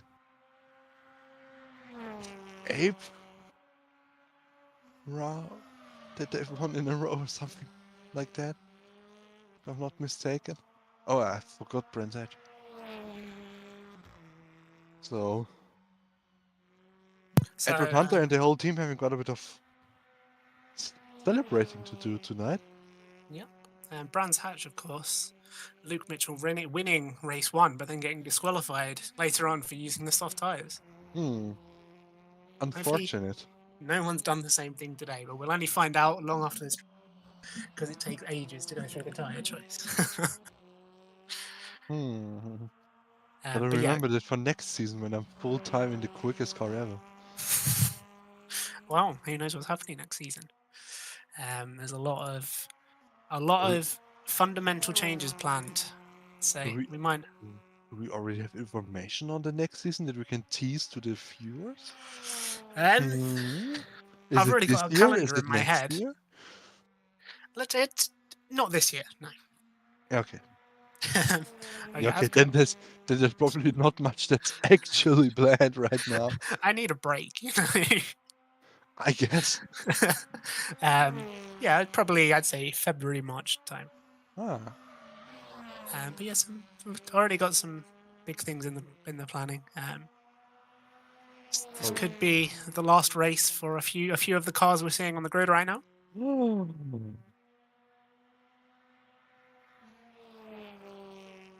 Well, one thing that's for sure, it's the last race of this season. It is. You know what that means? Nothing's on the line anymore. Nope. People can just do whatever they want. Hell, even I could probably join in and do in-race commentary if needed. You've got 1 minute and 10 seconds. If you wanna jump in the car, you know. Tempted, but I don't know the circuit any. So the in-race commentary will be basically like, "Oh yeah, I'm running last."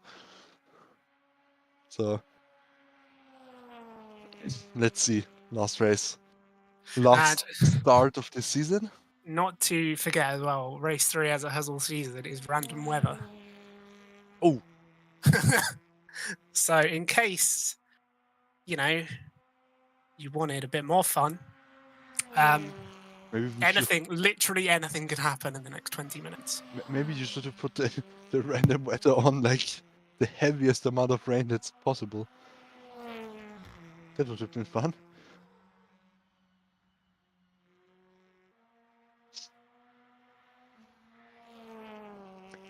Let's see. All right. Well, I'm going to click the button and we're going to begin the last race of the season. Luca Gray already excited. He's so excited he just spins off the track to show his excitement.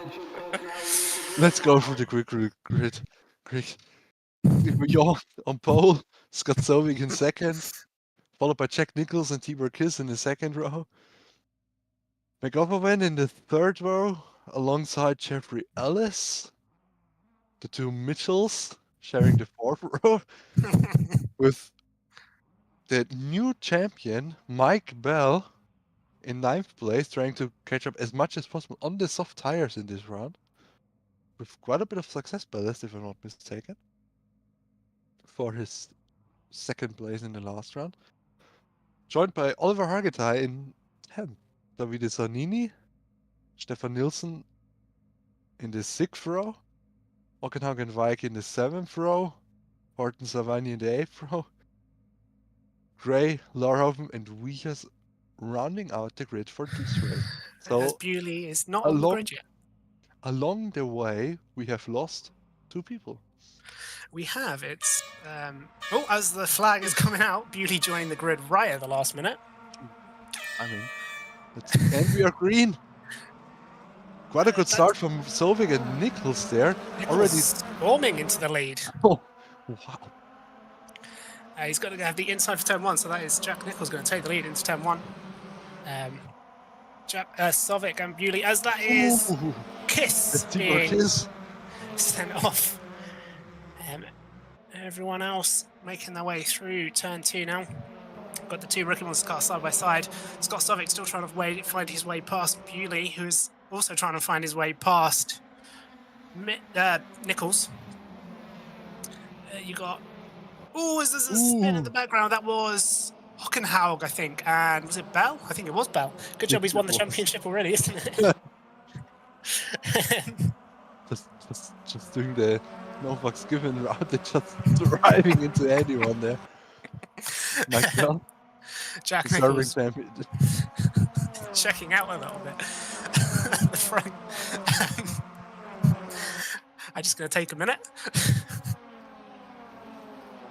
There's a car off at the back. That's Lahoven on the gravel.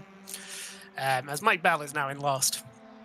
You know, he's finished first enough this season, so he's going to finish at the back. Jack Nichols with a half a second. Bewley as we end lap 1. Sovik still holding on to 3rd. As they all come across the line. Mitchell and Ellis side by side going into the first corner.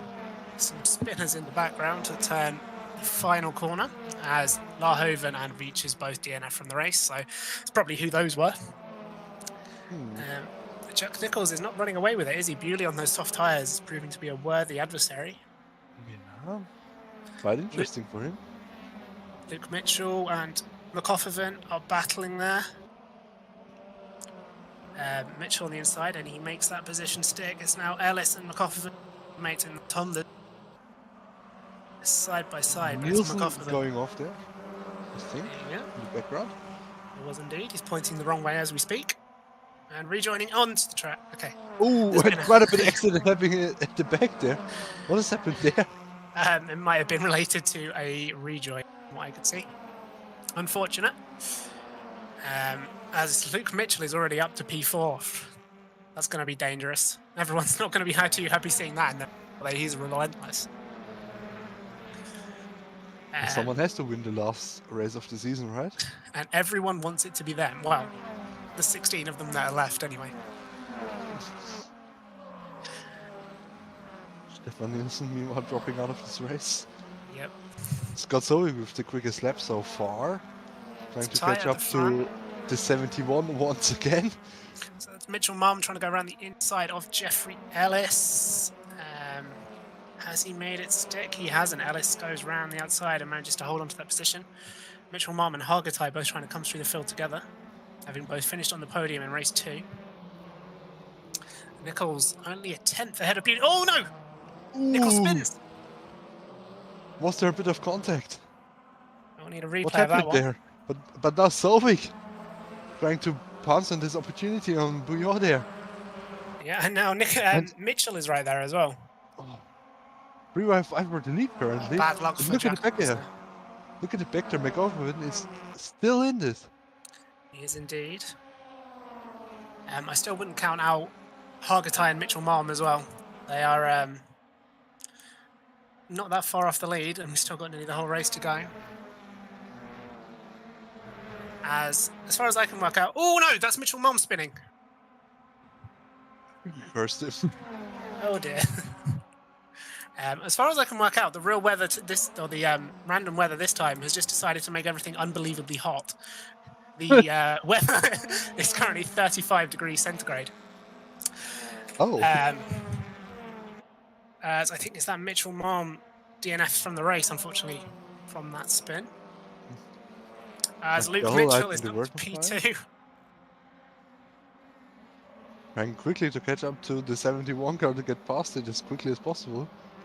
But that was Yeah, Scott Sovic. I think Scott Sovic wants to win this last race. I think everyone wants to win this last race, especially Luke Mitchell. He seems the most desperate. Well, maybe I should have stepped into the driver's seat for this race. I wouldn't have won, but I would have been a great backmarker standing in the wall everywhere.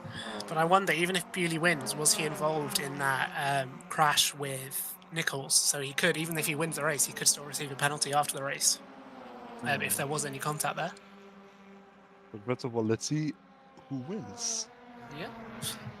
Oliver If I had, Hartstein being could in a be. four-way fight for 5th place.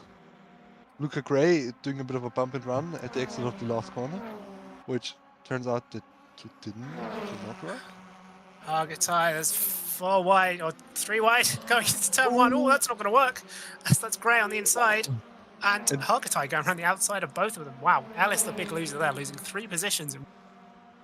Oh, that's what happens when you defend a bit too overambitiously. Yeah, as they're all still together there. Ellis getting a bit of a slapper on and getting on the gravel. That is Bound to be 8 for Ellis. Hargitay rubbing his hands there. As that is now Mitchell through on the lead. No, not so sure yet. Can Around he the hold outside. on? But now he's Can on the hold on. inside. Babuyo getting a great run at the exit of this corner. Going through the He's on skink the now. outside here. Can he get into the slipstream? He had to lift to leave space for Mitchell there, so let's see, very close between those two coming down to the last corner. Yeah, I think Mitchell's got it covered. Oh no, Bewley's going for a send, is he? Doesn't quite have the speed, but he does have the grip, doesn't he? Gonna tuck into the slipstream here. Sovic still right there, and McCoffervan catching up onto the back of them still. I think Bewley wants this bad, doesn't he? Probably. But who wouldn't? If you were in this position, I think you'd fight this very well. Didn't you actually finish on the podium that one race? Or was it not this season. I've had 2 fourths. Oh, that's Bewley off the track. Is that going to let Sovic through? No, it's not.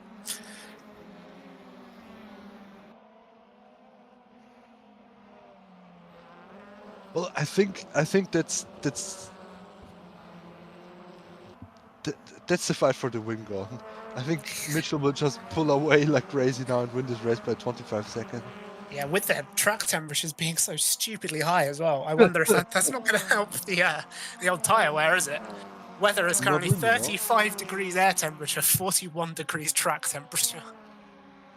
The track is rather cool for the air temperature, that's true. You know? Yeah, I don't think that's our factor, isn't it? Okay. Can't fight that statement. Scott Sovic running in third, 4 times behind Bouillon there. Let's see. Right on the back of Sovic now, and you've got Hargitay coming up on the back of all 3 of them. But right now you've got Okenhag and Gray side by side going into the third corner. Yeah. Jack Nichols being the inside of Ellis as well. Nichols unfortunately having to have 3 recovery drive races due to some very unfortunate accidents for him, but he's done quite well to come back. At least he can recover in racing. Yeah, for sure. The car that's not quite as blue as it was at Brands Hatch. As that is Thomas Savigny off at the back. There is now four cars in a train for P2. About to be 6 when Gray and Ockenhall catch up. Bewley not keen to let this one go. Understandable. If you have a chance for a podium, you have to make sure to try and take it. Absolutely. For Scott Sovic wants it equally as much. I'm sure Tony McCoffervan will as well. And of course, Oliver Hargitay. He's already had 2 wins, but that's not enough for him. Mike Bell, incidentally, in P11, and Probably just going for a nice, relaxing Thursday evening drive. Probably, yeah. 7 minutes to go. So it's going to the inside at turn 1. Bewley's got it covered. Make it stick. The advantage Buyo has is that it's not a rear-wheel drive car behind him, so Yep. they are fighting on equal weapons there. But those rear-wheel drive cars are definitely coming, with 3 of them right behind. That's It's Hargatai now Marketai passed. going through. Oh, But there's a car Mitchell's off. running wide on the That's Luke Mitchell from the lead. running very wide there. That opens up the opportunity for Buyo again. So we're now 7 for the lead. As we come, Okay. 7 minutes to go. This is... It's got the last race feel to it, doesn't it? Yes. Oh! Look at Gray trying to enjoy that feel as much as possible by going through the gravel. Track temperature up to 42 degrees at the minute. Luke Mitchell very lucky to get away with no damage. Oh, damn. Well, I think Luke Mitchell took a deep breath and just said, yeah, I'm gonna pull away now. Yeah, oh, as Bewley goes wide. Ooh. That will let Sovic through, surely. No. No, not yet, but he will have a good run into the first corner, and he doesn't defend it. He doesn't defend it. Sovic on the inside gets a bit sideways. Is he going to keep But it? is able to hang it around the outside there. We are in the 71 car. Now the inside for the second corner. And here comes Hargatai. He's going to get through on Sovic here. Not so sure. I think so. So we had to get out of the throttle there a bit. Otherwise, he would have gone through. Yeah, there's now Hargatai. Trying, but can't make it stick. There's now countless cars in this group for the lead. We've got Nichols coming up to the back of this, despite being backwards a few laps ago. Gray is there. We've got McCoffervan, Hockenhaug, Sovic, Hargatai, and Bewley in the battle for P2. Wow. Still 5 minutes of this to go, so let's see how this will pan out. Hargatai going down the inside. Yeah, I think he'll get that one done. Oh, but now look at Scott Sovic. Oh, look up from Hargatai. He taps Bewley. Ooh. Interesting. Not much could have been done there. They just both lay on the brakes and, well, yeah. As that is Hockenhaug and McCoffervan. Bit of a mouthful of 2 names to say together. You got Hockenhaug on the inside. And makes it stick there on McCoffervan. Gray now having to go at McCoffervan. You're going to need a drink in a minute. Try saying that name 5 times fast. Probably pronouncing it horribly wrong as well. Sorry to Tony in advance. Scott Sovic still behind. Oh, he's lost out to Hockenhaug now. Bewley holding on as hard as he possibly can to this podium, but I think it's slipping through his fingers now. Big send. Hockenhaug, whoa. I don't think... Well, still there. Now back into the slipstream for Hockenhaug. Going down to second to last corner. Not much space there. I mean, we need to defend it a bit better.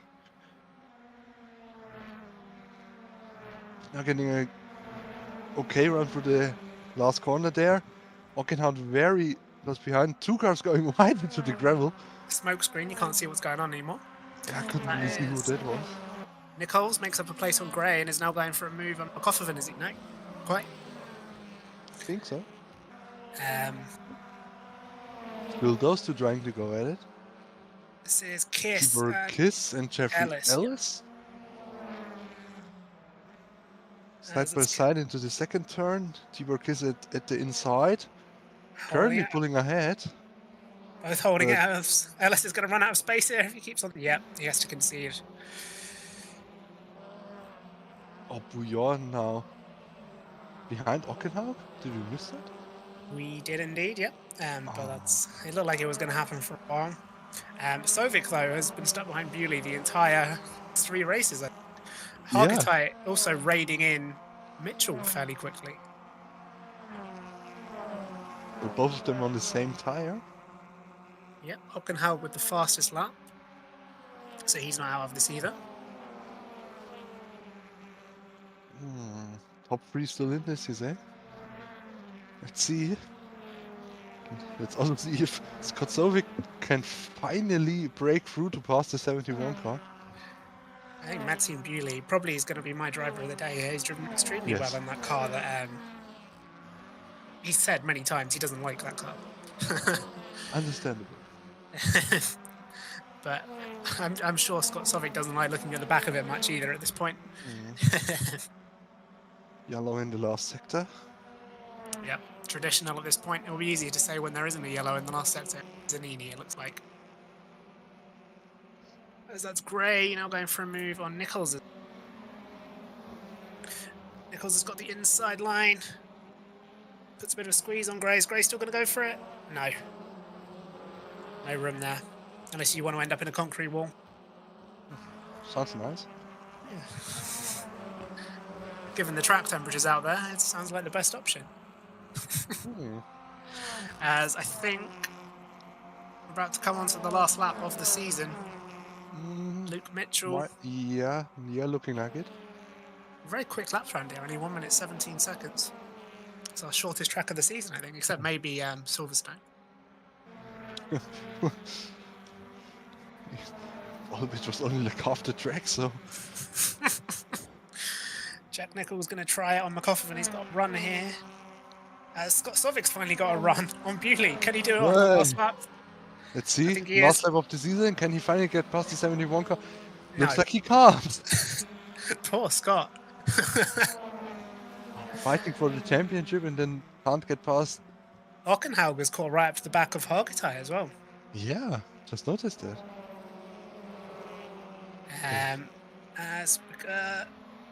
Bewley looks like he's a little bit wide there in the background. Suffolk still can't find a way through. That's Nichols going up the inside of Pofferman. He's made that stick for P6. Good recovery drive from him again. Poor guy. And now coming down to the last corners of the season. Let the team owner of the championship winning team guide you through the last corners of the season. Okay, so it is Sovic versus Bulio in the Optimal car. Sovic for Ballers Esports. We see side by side the rookie monsters of that must be Gray and Kiss, I think, just having a little battle there. But here come Luke Mitchell and Oliver Hargitay. They've already become teams champions in race 1 and drivers champions in race 2, and it's going to be another win for Luke Mitchell. But Hargitay just holds on from Magnus Hockenhaug there for the Scuderia Morera team, who end with a podium as it's side by side, and it's Bulio who just holds on. I can't Scott believe Sovic, and then Jack Nichols. Looks like I joined just at the right time. Oh, and the rookie Monsters has well and truly destroyed its engine. That's McCofferfin, and the engine is McCoff. McCoff Oven. Yes, it's very appropriate last name. It's an oven now. After 3 races, Scott Sovic remains behind Bewley. Oh dear. So Maxime Bulio impeding him the whole way. I've only come because I'm on FS1 has just gone on a break, by the way. But there we go. Luke Mitchell beats Oliver Hargitay to win. Oliver won the first 2 races, of course, but a lovely way for Hunter Simulation to end the season here at Willow Springs, the historic track, of course, built by designed in part by the late great Ken Miles, and then raced memorably in the Le Mans '66 movie. And I hope those were 3 races worthy of a blockbuster. But there we go. But I want to say congratulations to us. Do you want to do a quick interview, guys, with me while I'm here? Of course. Okay. So it is briefly go through the order. Luke Mitchell, Oliver Hargitay first and second. Magnus Hockenhaug just beats Maxime Bulio to third by the skin of his teeth. Then it is Scott Sovic, Jack Nichols in sixth. Tony McCoffin expiring right at the end, but he didn't need to last any longer in the 339. He takes 7th from Luca Gray. Then Tibor Kiss and Jeffrey Ellis round out the top 10. Mike Bell, our new drivers champion, he is 11th. Gabor Vajic is 12th. Davide Zanini is 13th, ahead of Andy Horton for Celtic Racing, who's the last finisher. Then our retirements, Thomas Savigny for Scuderia Morera, Scott Mitchell-Malm, big shame for him, the Oski Racing car not making to the final race of the season. Staffan Nilsson 17th and out. Kevin Veach is also retired, along with Finavon's Joop Lahoven. Wow. There we go. All the drama. So I think I might leave you guys to do the replays now, but thank you very much for covering for me this season, and it's great as a team owner to win championships 2 years in a row, especially because I applied in GBVWC and I said that Mike had already won the championship this morning, so I'm glad that panned out as, what an absolute mess the start was, with Tibor Kiss facing the wrong way. Yeah, well, congratulations, Ed. Thank you as always for the Yeah, races you have I've probably got to go back now. Literally couldn't stay for too long. But anyway, thank you very much. And See you later. looking at Mike Bell facing the wrong way, so that's why he finished 11th then. There we go. This is Veaches and his teammate. Who is that? Is that Ockenhaug? Getting together at the start of the race. Might be. But that was a fun little interaction. This is Nilsson and I think that is Veaches, is it, or Ockenhaug? Can't tell. That's how Nilsson ended up off the track, and then I think he didn't maybe rejoin the track too well there. Andy Horton with nowhere left to go, and a spin for him. This is what happened to Jack Nicholls. You can see, Bewley, there wasn't really a gap, and sent Nicholls round. Good recovery from him. Scott Mitchell, little tap at the back of Ellis's car there, just sent him round. Ooh, big hit for Zanini. That was the end of Scott Mitchell's race.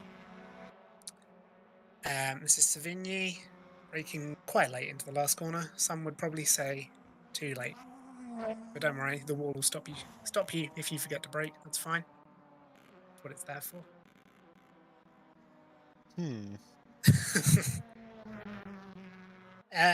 Right, that is the end of the session. Let's bring in Scott Sovic, who's waiting for him.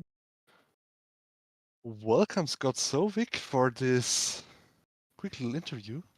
Finishing, I think, second still in this championship. As far as I know, yeah. Thank you. Yeah, I don't know what to say, honestly. So close. Yeah. Yeah. Yeah. I think you've managed a very difficult feat of staying behind the 71 car for all the races today. How was that? But it's a bit frustrating just being stuck behind Bolio all the time, but yeah, honestly, I could have probably turned up the aggression a bit as well when I was making some of those moves, because just wasn't able to use the pace I had, honestly, today. Just wasn't quite able to figure this track out quite the same way as I had the other tracks in the calendar. But it's been to be honest, I'm pleased overall. At least I didn't get involved in anything silly today, so there's that to take away. And obviously I managed to keep second in the championship, so my focus was purely on getting second in the championship, honestly, because there was such an outside chance of me even remotely getting within 10 points of Mike in the end, let alone taking the title. So I was just really focused on playing it safe. I think you've done really well to still be in contention up to the second to last race of the season in the car that the Toyota, which you were the only person brave enough to pick this season. But you just mega consistency all season, really, from you, isn't it? Yeah. I mean, the fact that I haven't won a race on track says I'm probably more consistent than I am outright fast. But yeah, honestly, I think Red Bull Ring spoiled that for me. But at the same time, when you're going into a braking zone and your pedals decide to give way, then there's not much to do. So that kind of spoiled the season a bit. But I mean, still, to get second place, I think just proves I've got some semblance of pace. I mean, some semblance of being able to conjure up a championship challenge at least. So I'm not displeased about it. That's for sure. Definitely onwards and upwards, I think. Well, it's definitely been good to have you in that icon. I think your car's become pretty iconic now. The little Toyota that could. But yeah, to get into the last race, I know you had issues. So to get down to the last meeting and the last two races was a great achievement. It's great to have you here as always, racing. But unfortunately, the man who's defeated you has also just channel. So, Mike Bell, congratulations, you are the drivers' champion. Thanks. That was a bit of a ride. Oh, I'm so glad that got wrapped up in race 2. We were desperately doing maths in race 1. We spin that as well, trying to work out what it meant. But yeah, your pace in race 2 was amazing, though. Yeah, I mean, I feel like that was kind of set up for me to look all right because I was doing okay in the first race. You know, I was up amongst the other Infinities at the front, and I was I didn't look quick compared to the other 5 guys up there. But I think I was also, and correct me if I'm wrong, I think I was 60 kilo heavier than the next car that was up there in race 1. So I knew if I could just sort of hang around that I could be quick. And obviously I fell off the track like a bit of a fool. Managed to, the race worked out that I ended up taking P11 in the first race, which obviously puts me at the highest spot on the grid without any ballast. So I kind of was thinking, all right, I was quick in the first race. I'll give it a go and see where it ends up. And full credit to Oliver. He absolutely checked out, but managed to get up to that battle for P2 and fought the fight. But that was the opposite of what it's been most of the season. That's been me with no weight and everyone around me with a lot of it. Yep. Yeah, to be Scott Mitchell that close as well in race 2. It was an incredibly exciting race to watch from the sidelines. You all made it and very nice and clean as well. All the Infinity bunch at the front. Yeah, it's obviously I've had experience racing with Scott Mitchell for a little bit now, and I know that that's a driver who is always going to bring the fight. Yep. And with people that do bring the fight, there is always the potential for it to go wrong because they're out there to battle rather than to be safe. But obviously, nothing but respect from my end and him and Luke, to be fair. All 3 of us were battling, and it was all well and good. And I saw the second he went tight into the final corner, I knew I had the apex speed that I could get the run, and it was just like, oh, I really hope I don't misjudge this and fall off, put a wheel on the grass, because if I do, I'm going round and that's that. But yeah, juxtaposed, I think, quite nicely with the first lap of race 2, where someone just comes sailing up my inside and absolutely just slams me into a spin. So I'm going out there and I'm ready. I'm like, okay, pressure's off, race 3. Let's have some fun, see what we can do. And I just get rotated half around the first lap. And very annoyingly, it's the same driver that does it almost every time I race them as well, across all different leagues. He just must have a thing from my left-hand side. Yeah. But Understandable. It's traditional though, isn't it? Even in real BTCC, where the last race of the season goes absolutely out the window. Yeah, true. Well, and to be fair, I started the season having an absolute clanger. I was spun out of the second corner of the championship. I was spun out of the first lap of the last race, so pleasing circularity to it. But yeah, bit of a bad start, bit of a bad end, but a good strong middle of the season. Yeah, and Silverstone feels like such a long time ago. Yeah, tell me about it. But yeah, congratulations on winning the championship, and Hunter Birch for winning the Constructors' Championship for a second time as well. Ed keeps bringing the drivers. And yeah, just that's what I think this race showed it pretty well. You got 1, 2 in every race, I think. Yeah, we've had a really strong, we've had a really strong team pretty much all season. I mean, at Silverstone, it was just me, but obviously, with Luke coming in, with Oliver, and then obviously, Ollie and Rob doing bits during the season as well, which is, all good to have. We had a really strong, understanding, and we had we did. I'm gonna, say that we probably had the second best car on the grid. The Infinity. Even though it was like absolutely jam-packed at the top, like doing a bit of testing, I don't think the Infinity is the strongest car out there. It seemed to be where a lot of the front running drivers gravitated. So, but we had a decent understanding of the car, which obviously helps. And I think that's contributed. I think we went on a run this season at some point where we won every race for like 8 races straight between us. So, I know the RM guys were struggling in the Honda, but Brands Hatch was a bit of an outlier for you guys, because we had Ockenhaug win in race 3 and then Luke got disqualified as well.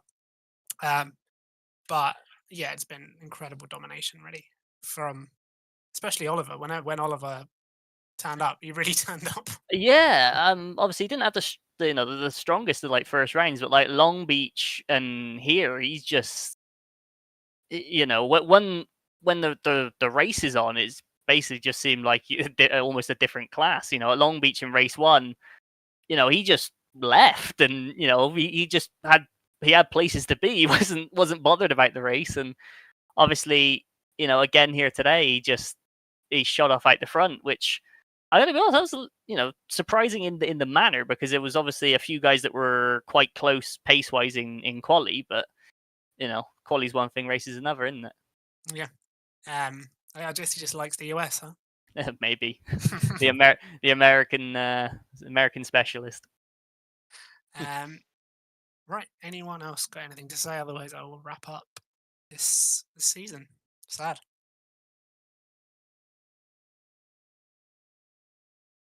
Silence is golden. Yep. Right. In that case, that is it for season 3 of the EERC British Touring Car Championship. Just need to thank obviously a few people for this season. So obviously our great commentators, we've got Thomas, of course. Josh and Ed have jumped in for a few races. We've had Pascal, who's our long-suffering cameraman and steward. We've had, I know Chris jumped in to help a bit. All those people who've helped out throughout the season. It's been good. We couldn't have done it without them. And obviously the drivers who keep turning up week in, week out to just get knocked around a little bit. But hopefully we'll still have a good time. So congratulations to Honda Boat Simulation on Teams Championship again. Mike on the Drivers Championship and Scott on the Independence Championship. No one else really ever had a chance, but hey, a championship's a championship. And we'll see you for season sometime early-ish next year.